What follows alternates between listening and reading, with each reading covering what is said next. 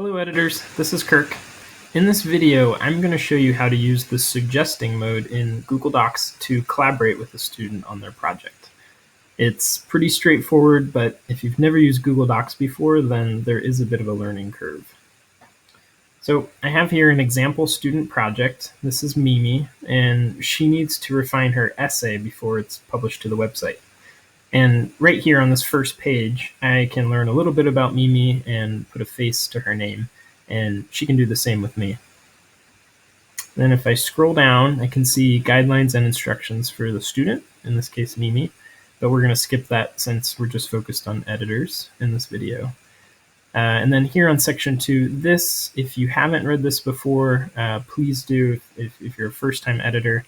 This section here is going to tell you how the editing process works, how students know you're finished, how you know if students are finished, and also what to look for and just a general guide for how to make edits. And then on this last page, for the instructions, the editor's tips, this is another one where if you haven't read it before, please do. And if it's been a while since you've edited a project with a student, then you might want to give this a read too. And really what this does is it just over the past couple years, we've learned a lot about how the editing process works, and we've included those tips in this section. Okay, and now I'm ready to start making edits to Mimi's essay. The first thing I'm going to do is switch from editing to suggesting mode, and I can do that right up here in the top right-hand corner. So I just click on the editing button, and then I click suggesting. And suggesting mode, if you're not familiar with it, it is the same as track changes mode for for Microsoft Word. So this is Google's version of it. And if you're not familiar with Microsoft Word's track changes, all you need to know is now when you have that selected, when this button is green, every change you make inside the document will be tracked, and the student will be able to see it and most importantly, respond to it. Our students aren't native English speakers, and so this is a really effective visual tool for them to be able to improve their English. Okay, now I'm ready to start making edits to Mimi's essay. And the first edit I'm going to make is in the second paragraph, and she writes here, "My father used to work as a public employee in the government's Foreign Affairs Department. Due to his small salary, he struggles to support the family." Now, this story is in the past tense, but obviously she switches struggle, the verb here, to the present tense. And so it's a little confusing, but as a native English speaker, you automatically recognize that this should be struggled in the past tense. And so what you can do is just add the D and take away the S for her. So I hit the D key and then the backspace key on the S, the delete key on the S. And Google Docs suggesting mode automatically tells Mimi, it's tracking that change, and it tells Mimi that I suggest that she replaces the S with the D. So, and you could, if you wanted, you could leave a comment here letting Mimi know why you made that change, and then when you hit reply, that's attached to that suggestion. But I'm going to leave my comment for the second sentence here, where she writes, "He quitted his job and settled along the border of Myanmar and Thailand." We know this could be a British spelling, but we're using quit as the simple past just because that's the most used term, the most used way to spell it. And so we're just going to take away the ED, and then I'm just going to explain to her that quit is an irregular verb.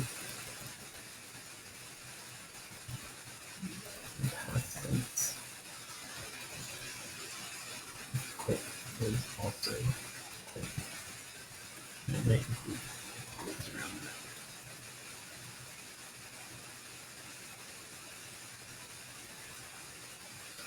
that. And if I want, I can. This is going above and beyond, but if it's easy for you to do, it'll be helpful for the student. I'm going to look up regular verbs list, and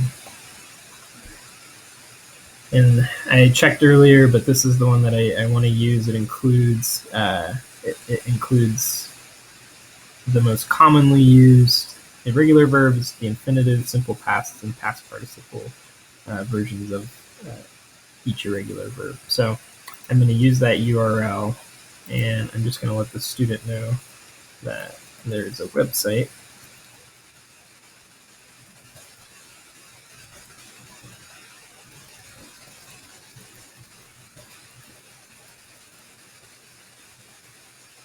And then you can hit Control V or just click right click and then click paste and then click reply.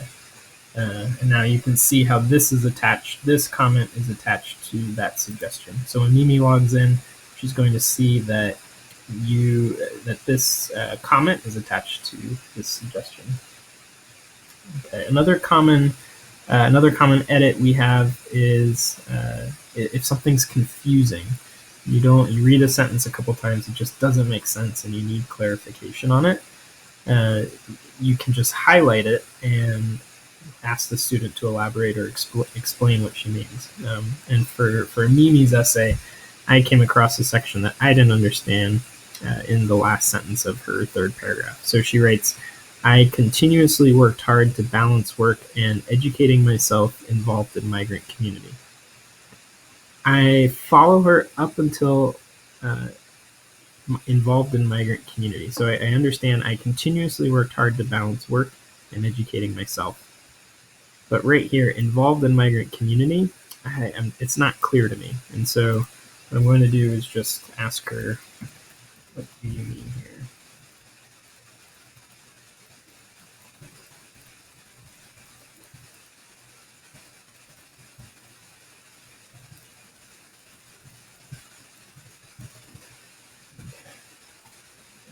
That comment, and she can get in here and she can either reply to that comment and you guys can have a chain of little back and forth here, or she can make edits directly to her paragraph and then resolve your comment.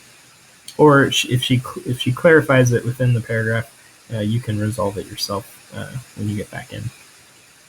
And then finally, the last type of common edit that we have is a deletion. Sometimes our students submit a lot of content and not all of it is necessary. And you can simply highlight the part that you want deleted, or you can and leave a comment, or you can delete it yourself. In this last paragraph here, she writes, "Thank you very much for your time and consideration." And in the context of the paragraph, I think her essay would sound stronger without it.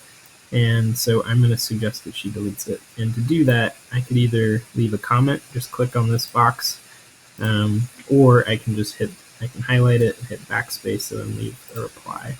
And I'm going to do that. So, and I'm just going to say, I think the paragraph reads better.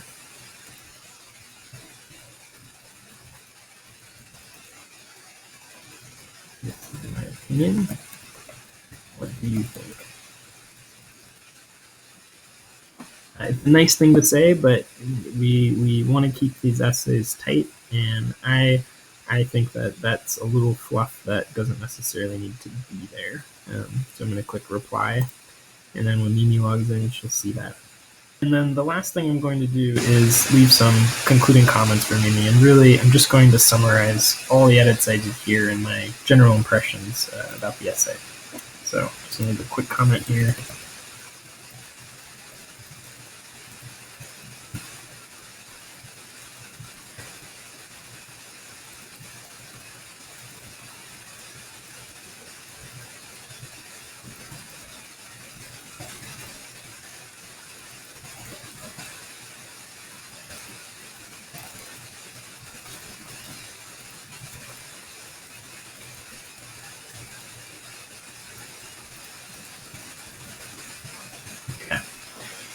And now that I've done that, I am done, and I just need to send an email to Mimi and cc@zomia.org, and then she will get into the document and take action on these edits, and she'll accept or reject or leave comments, further comments on this here on the right.